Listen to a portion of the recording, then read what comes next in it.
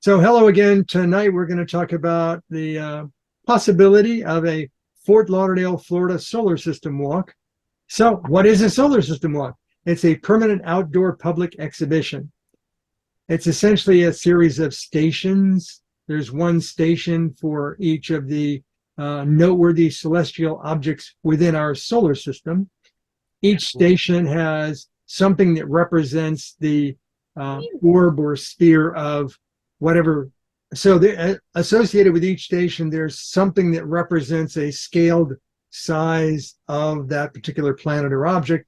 And the stations have information signs that are, roughly eye level, or where you can look down at them and read them so that you can get some information.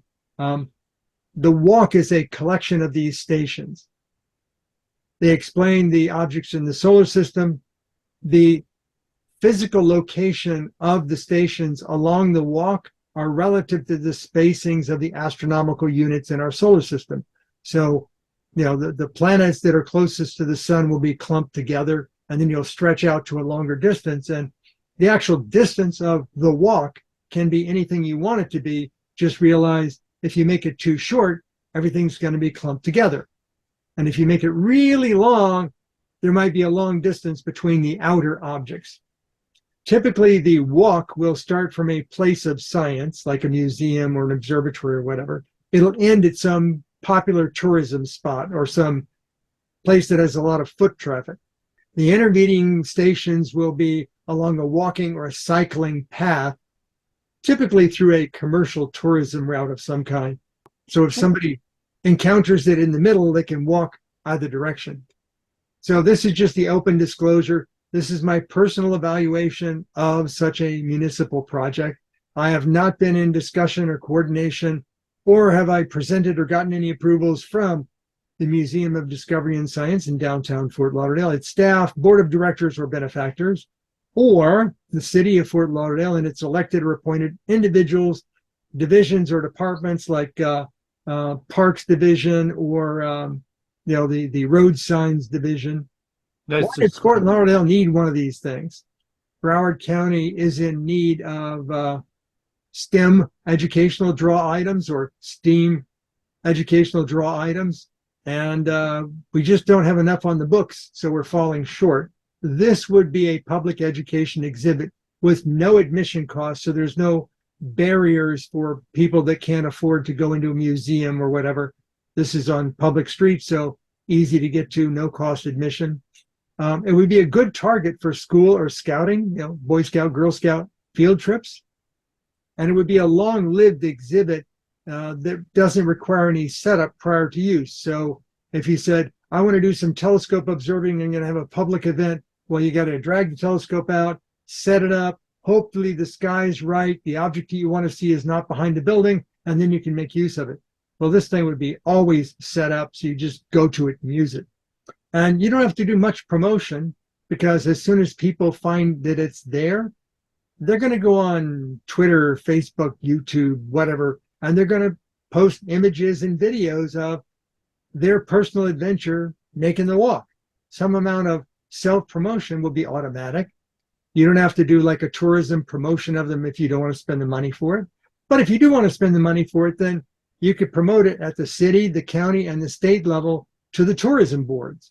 And then, they might add a brochure at, turnpike stops or something. So here's some examples of solar system walks across the U.S. Didn't do any outside the U.S. They can be very elaborate and very expensive. The one on the lower left is the one up in Gainesville, Florida, near the university, on the university grounds. They actually made cement obelisks for every one of the stations. And then they put giant cement spheres on top of them, and they engraved symbols in the columns, and then not so much text, because I think they put some kind of a reference on each one of the pillars, so you can go to where the solar system walk is on their website and read all the data without them having to be responsible for keeping the data up to date. Then the one in the top center is along a walkway within an observatory and planetarium park. So they just have them as you walk from here to there, they space them out, and they have these very lovely tilted angle plaques. No spheres, no obelisks, no pillars. And then you have the one that's the least price, which is just they take a marble stone that's of the right size, and they put those into the ground, and on top of each of the stones, they have a ceramic plaque that has all the details on it. So Monroe, I might have missed it, but did these have any kind of like solar alignment, like Stonehenge or something? Or no, that's the picture at the bottom center. The linear distance from where the sun is to where like Pluto, the Kuiper Belt is, that has to be appropriately spaced to match the astronomical unit separation of the real solar system. And the sphere, or the diagram of the sphere, has to also be scaled to match. So if you see the picture at the bottom, that blue line, if you can make out the blue line, is kind of zigzaggy, but it progresses from a starting point to an ending point. They've got the sun in the upper right and then the Kuiper Belt down in the lower left, but it just, guides you along to spots where there's a lot of foot traffic. Fort Lauderdale would do the same thing. It doesn't have to be a beeline from mods to, let's say, the ocean, but that's a good one. That's the one I'm recommending. Is you can take them from a place of science education across the street from mods. There's a park there, and then go down the sidewalk, spacing them out accordingly, guiding people down, Las Olas Boulevard all the way to Fort Lauderdale Beach. And then at the park that's at Fort Lauderdale Beach, you'd have Pluto and the Kuiper Belt. So as the scale of the effort varies by the city, you don't have to go big. You can keep it at a reasonable cost. You don't have to go fancy on the signage. Monochrome text and graphics are sufficient. They don't need to be retroreflective because you're not going to be viewing them with headlights at night. They don't need to have self-guided audio tours. That reduces the cost of it. There doesn't need to be any nighttime lighting. There's already street lighting in all of these areas. And if you just coordinate the locations to make sure that if it's precisely the right ratio of distance, then it would be 20 feet further down on the sidewalk and not near a street light. Well, there's pretty much tolerance for the ratio of feet to astronomical units. So pull it back closer to the street light. You don't have to light it. The light's already there.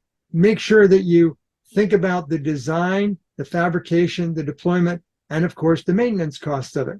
You'd have all the planets, the asteroid belt, and a Kuiper Belt station, and that would be good for STEM education, and it would be a tourism draw. And just because you put it in doesn't mean you have to spend $10,000 a month for a highway billboard to promote it. Try and get some subtle promotion in first, and then let word of mouth do its thing. So if you wanted to look at where would these stations be? Well, I started with the sun at Esplanade Park, which is directly across the street from the Museum of Discovery and Science, and pick some place along the sidewalk in front of the park, plop down the sun, preferably with direct line of sight across the street with mods, so you can point at it and go, it's over there.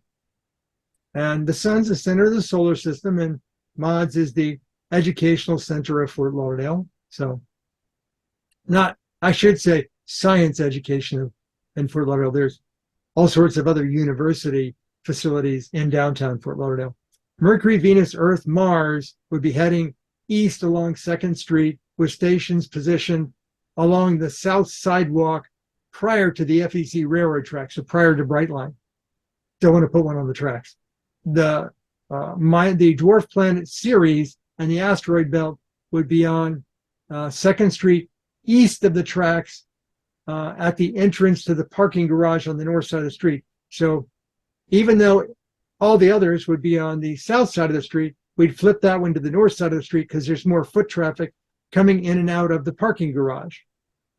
And then we take a little bend going further east from there, so that Jupiter would be out in front of Huizenga Plaza at Las Olas Boulevard and Andrews, another place where there's foot traffic. The distance would be right. The linear distance would be right.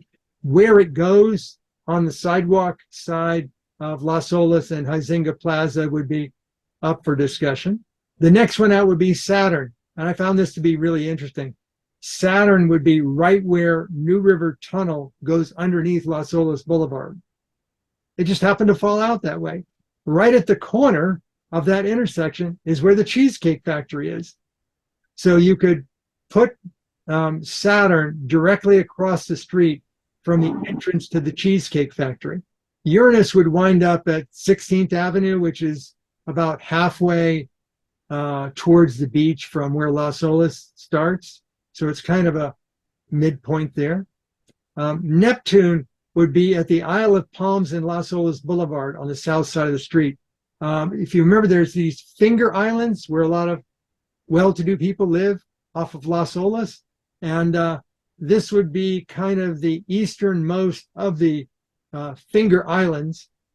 And it would be on the south side. And there's a little bit of walking traffic there because you're coming up to the marina areas along Las Olas as you approach the beach. You get some visibility from there. Pluto and the Kuiper Belt, we'd obviously want that to be in Oceanside Park, which is at Las Olas and Fort Lauderdale Beach Boulevard, A1A.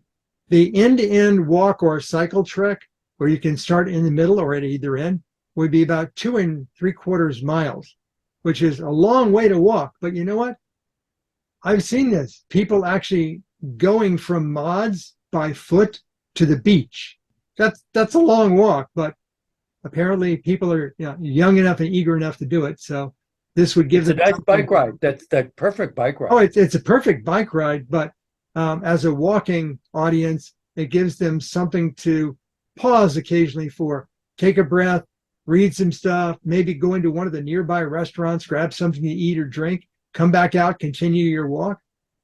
Now, all the stations are outdoors. They have 24/7 access, 365, no admission fee. So just people casually walking along will come upon one of these and go, what's this all about? Oh, look, there's the arrow pointing me this way, and then there's another arrow pointing me that way. So if you want to know the relative spacing, you can see here I've positioned these on the right. Uranus turns out to be right about in the center of the full length. And I would include both Pluto and Ceres. Now, Ceres would be the dwarf planet marker for the asteroid belt because it's the biggest thing in the asteroid belt. And Pluto, as far as we know right now, would be the most significant thing in the Kuiper belt. By including Pluto, it gets rid of that whole Pluto not being a planet thing. You don't have to discuss it. It's there. And it's explained how it's a dwarf planet and all that kinds of stuff. So I would include Pluto. And to reference the asteroid belt, I'd use Ceres. But I would exclude some other solar system objects that, for those people that are aware, knowingly excluding these is not anything particular against them, except that if the solar system walk were really only 2 3/4 miles long, and you added in these much further out objects, it would compress the solar system walk to the point where the early on stations in the solar system from the sun would be like right on top of one another. So you got to stretch it out a bit. So I would say Pluto is about the farthest out station we'd want. There is actually a dwarf planet closer than Pluto. People may not know this. There's one called Orcus.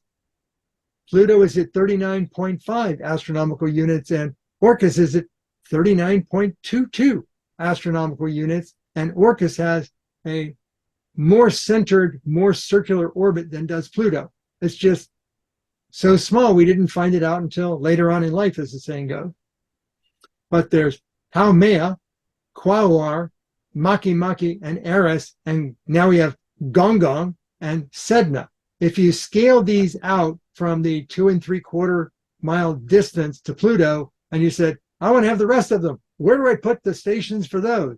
You'd put the stations for those out in the Atlantic Ocean. But I found it interesting that Sedna would be about 27.5 miles further out than Gong, and Gong is 1.3 miles out further than Eris, and Eris is 1.5 miles offshore.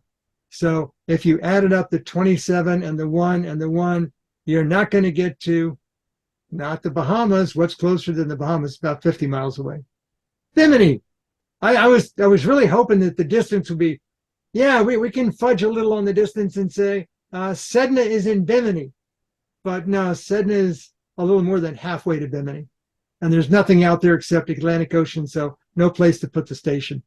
And I would leave out any discussion of Planet 9 or Planet X as we don't have any confirmed observations. So that's the ones I'd leave out. Or you could take Pluto and add in all these others and say, those are beyond Pluto. So there should be public access to the solar system walk stations. They're all outdoors. Don't put them inside. Don't put the stations themselves inside anywhere. There's a special signage that you could put inside of mods to like point them to it. But I'm even saying that shouldn't be inside mods. That should be out on the atrium outside, under the roof under mods. They should be positioned along places with good foot traffic, walking paths, sidewalks, that kind of thing. 24/7, 365 access. Now, if a road is closed or a sidewalk closed for construction, I understand that. But the idea would be there's no gated entry to them. There's no admission fee. There's no use fee. Unlike a lot of cloud-based things today, there's no app. There's no requirement for registration, email, or credit cards. Unfettered freedom to access and zero cost to use is a feature. You want to bring the STEM educational benefit down to the general population. So here's a basic design. This is what I would say is cheap to keep, cheap to create. Each of the stations would have a post. The post would be street sign height. If you've ever seen a sign that says, no trucks, that's a good one because it's got to be high enough for the truck drivers to see it.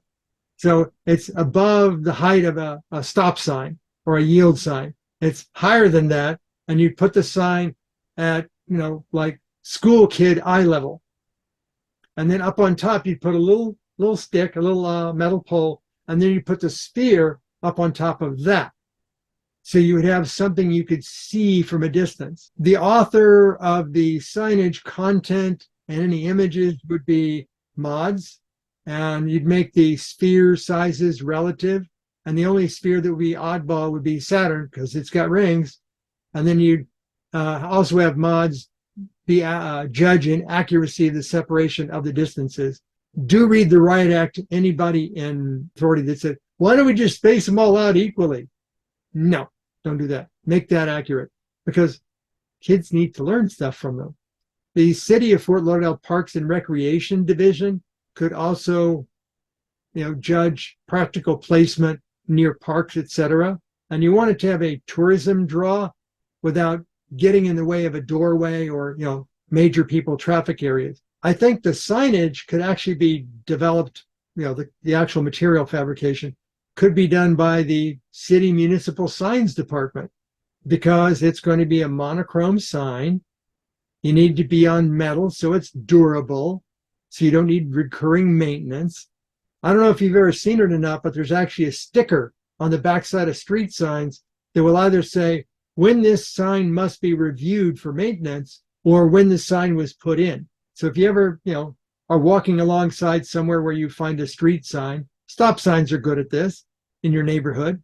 Look on the backside of it. If that sign was planted by your municipality, your subdivision, then it won't have a sticker. If that sign was planted there by way of, Fort Lauderdale or Broward County or state of Florida Transportation Department, it'll have a sticker on the back of it saying when they have to do maintenance on it.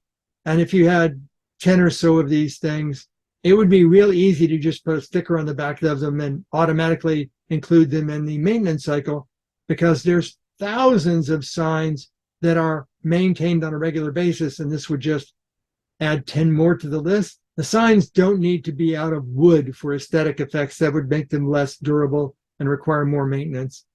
They don't need to be engraved in cement. You don't need, marble or anything.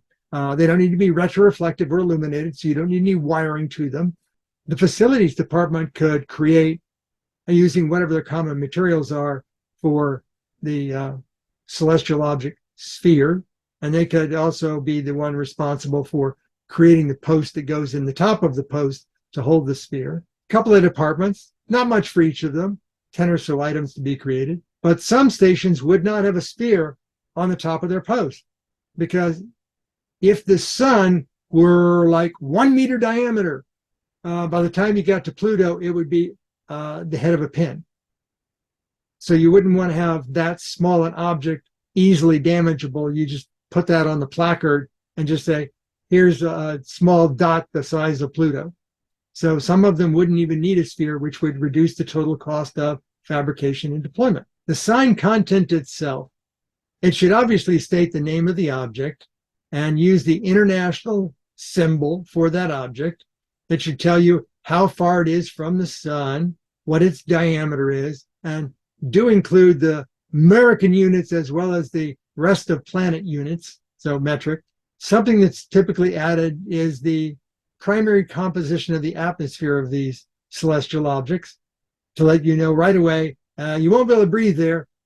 A count of moons, because people go, oh, the Earth has a moon.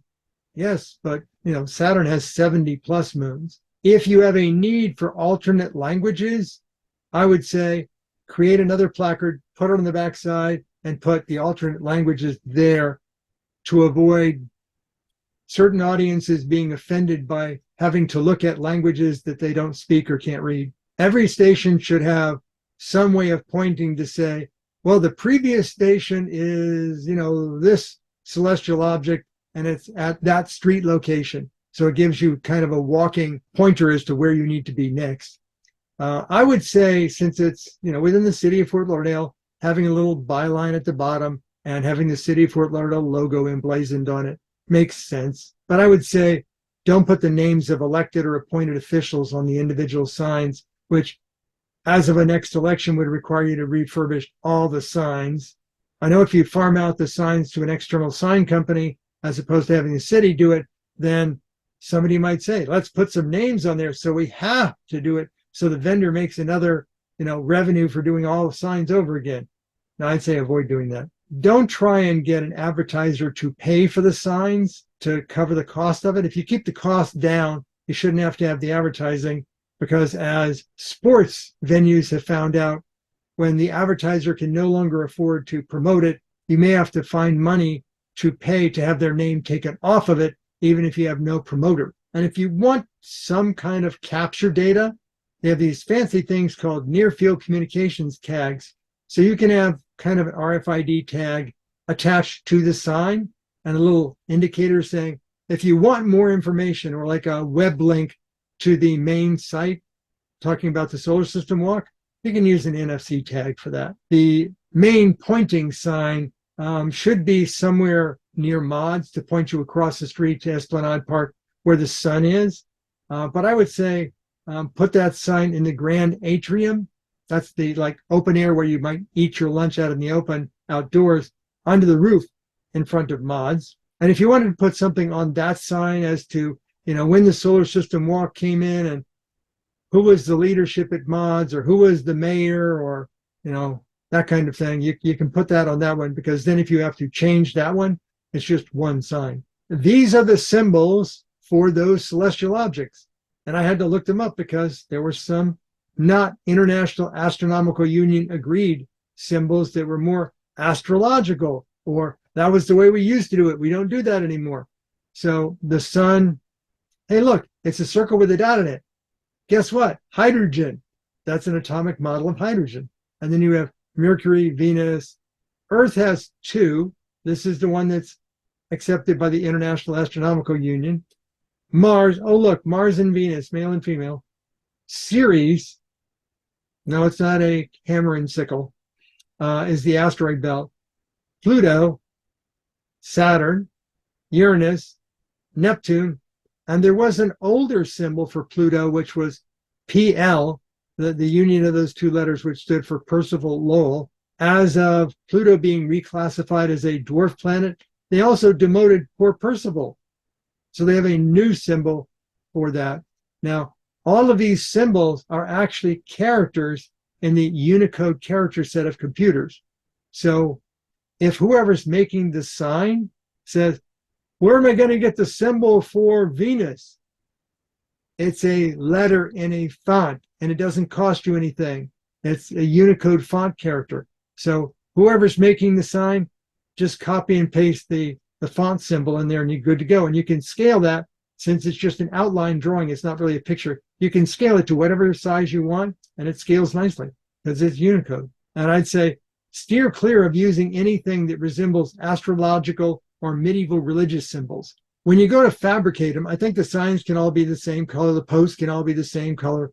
The sphere on top, if there is a sphere, I'd say don't try and make it look like picture of the planet. Just make it a color, make all the colors unique so people can see them as they look down the street at the walk. Sun, obviously, yellow, orange, but there can be slight variations in these colors. If, for example, the facilities department uses a particular yellow-orange color for yield signs, that's a good enough color for the sun. You don't have to go off and do anything special. If you've already got many gallons of that paint lying around, feel free to substitute and use that one. Mercury, a light gray. Venus, a reflective white. And it doesn't have to be pure white. If it's a little off white, but it's a white that you've already got in your inventory in the facilities department, go with it. Same thing for all these other colors.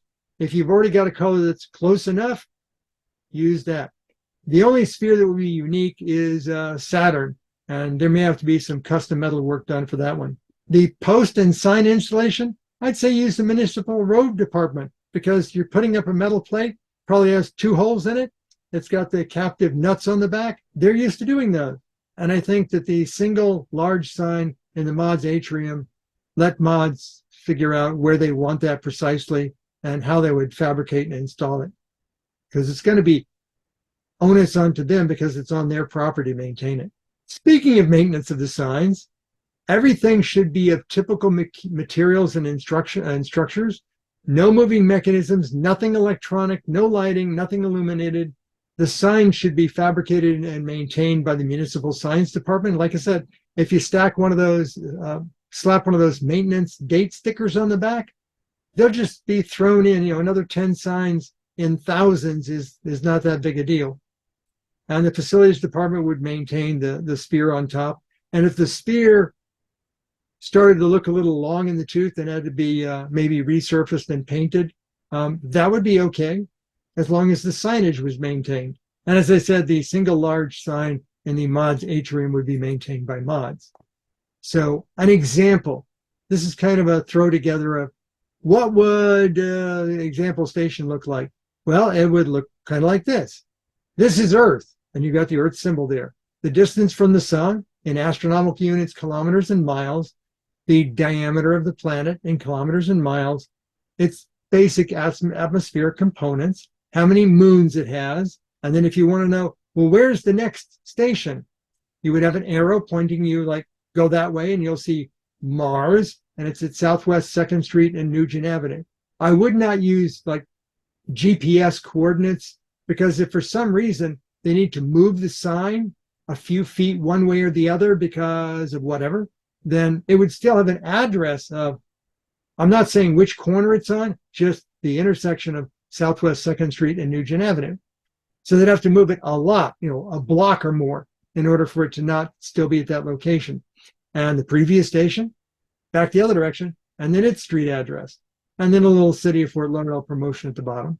Now, if the tourism boards really want to spend some money on this thing, I would say minimal, a standard tourism promotional flyer like you would see at some kind of tourism place, or those little tiny cards that if you're staying at some hotel, they have a rack of cards with all the tourism stuff there because the cards are cheaper to make than is a bifold or a trifold or a quadfold piece of paper, and the cards are more durable. You can make whatever your common promotional format is, do those. You can have them at the tourism stand in mods.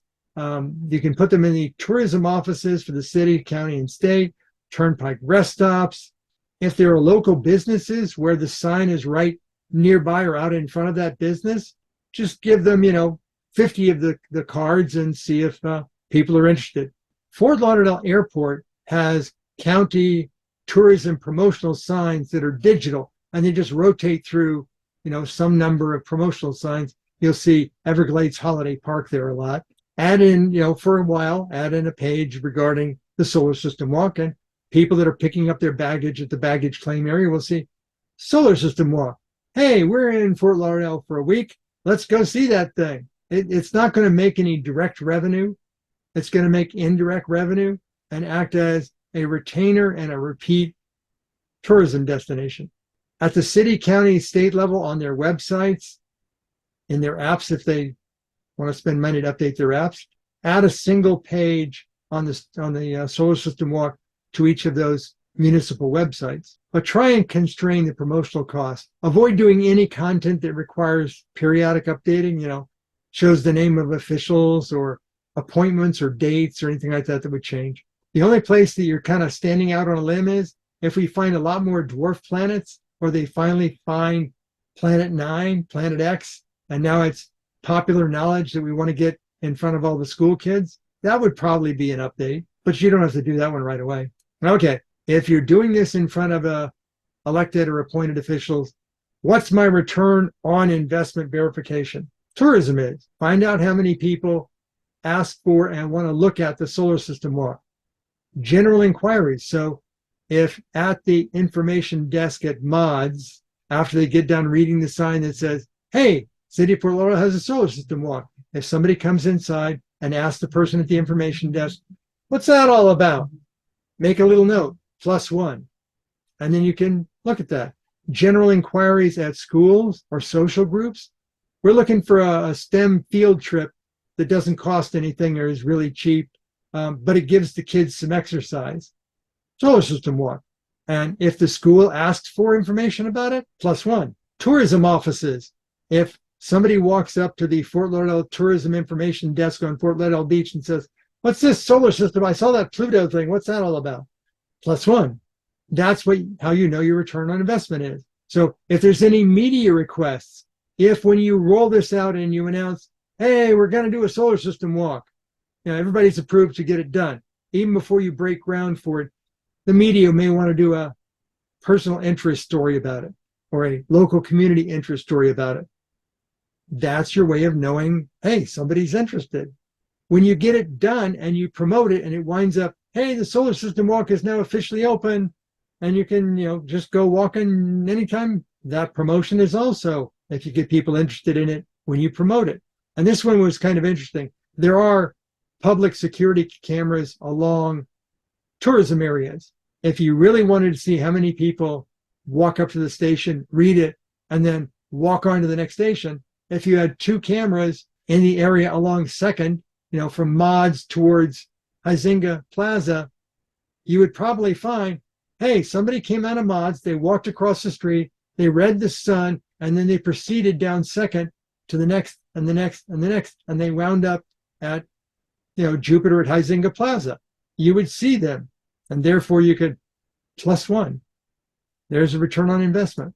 You got people interested. So in conclusion, a city with a solar system walk is considered more culturally complete.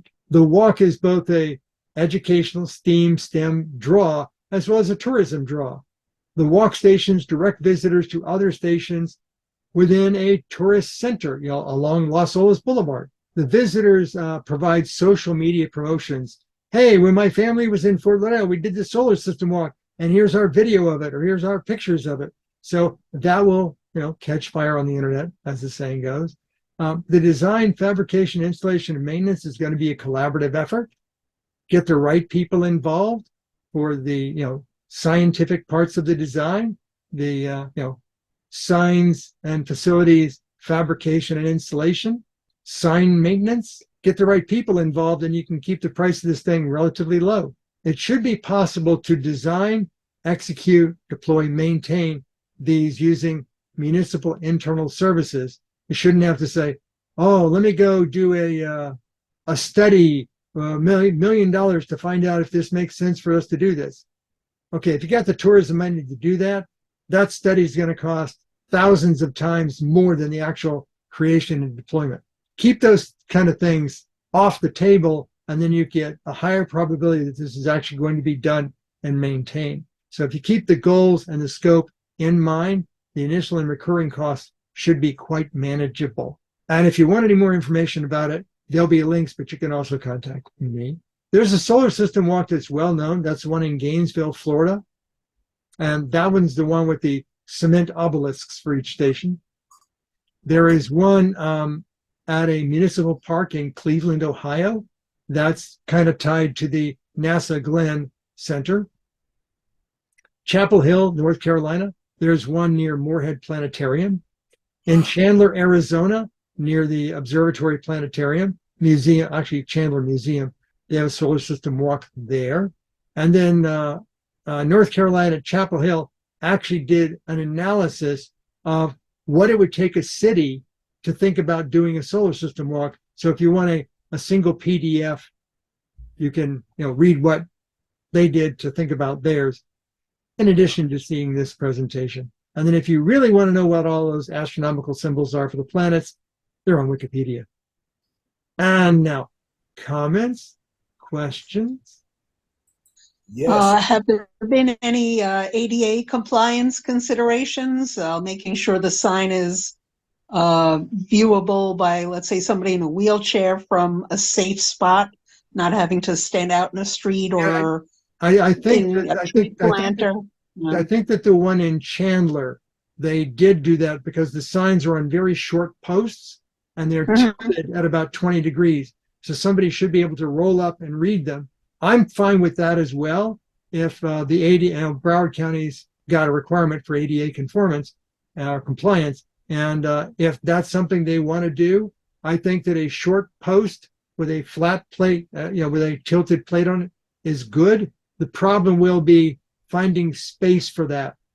Because if you want to put this along Los Olas Boulevard, any place where you put a sign that's that big is going to be a foot traffic obstruction. But if you have a sign that's on a post and it's flat towards you, put it on the correct side of the street away from the entrance door to someplace, and you should have the ability to roll up to it if the sidewalk allows for it.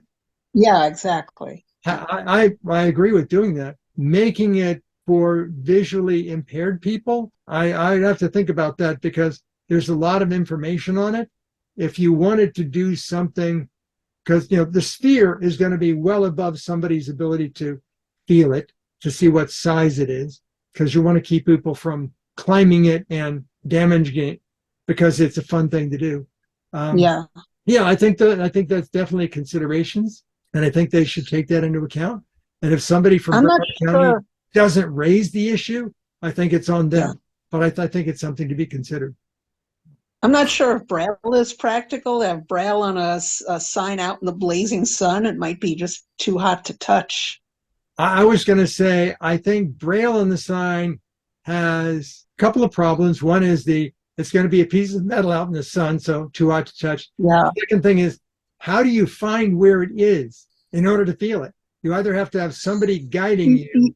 Well, yeah. It'll look just like another street sign. You might be with somebody or maybe a class of visually impaired kids. And the teacher guides them over. Okay, here's the sign.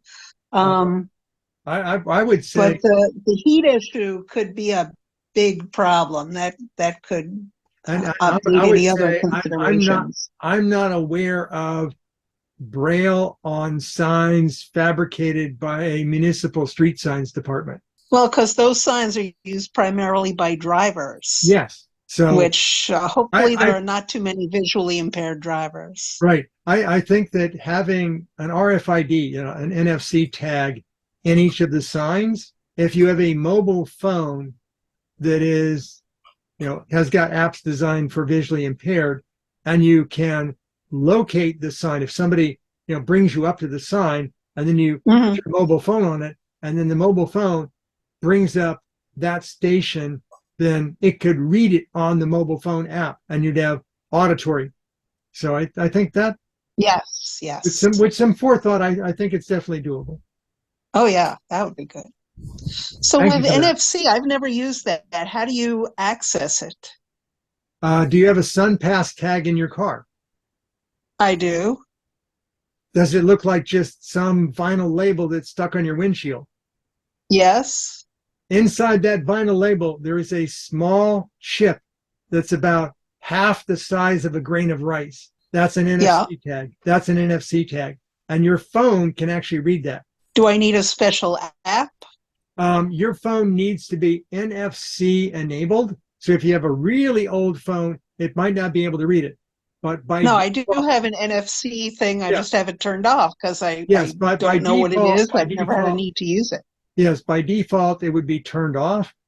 But Mhm. there's a lot of stuff in the public sector nowadays. Like if you go to Panera Bread and you order, you realize I didn't tell them which table I was at with my little coaster, and they just brought the food over.